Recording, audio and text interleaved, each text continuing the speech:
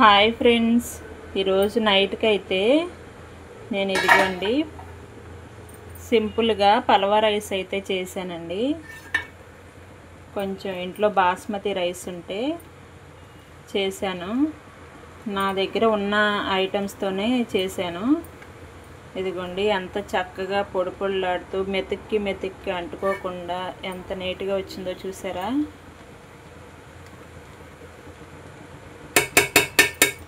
దీంట్లోకి ఒక పెరుగు చట్నీ ఉన్నా చక్కగా వేడివేడిగా పిల్లలు కూడా ఇష్టంగా తింటారు. మసాలాలు ఇంకా అన్నీ వేసుకోవాల్సిన అవసరం లేదు.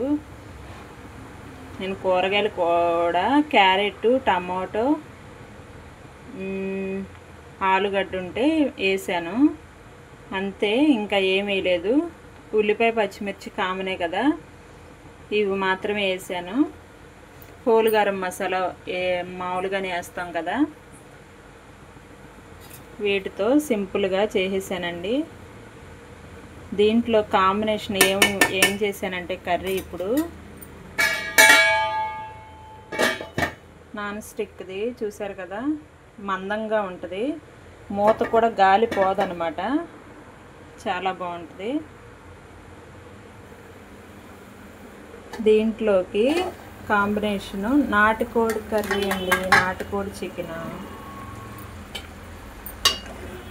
మా అక్క పంపించింది కొంచెం చికెను, కోడిని కోసుకున్నారంటే.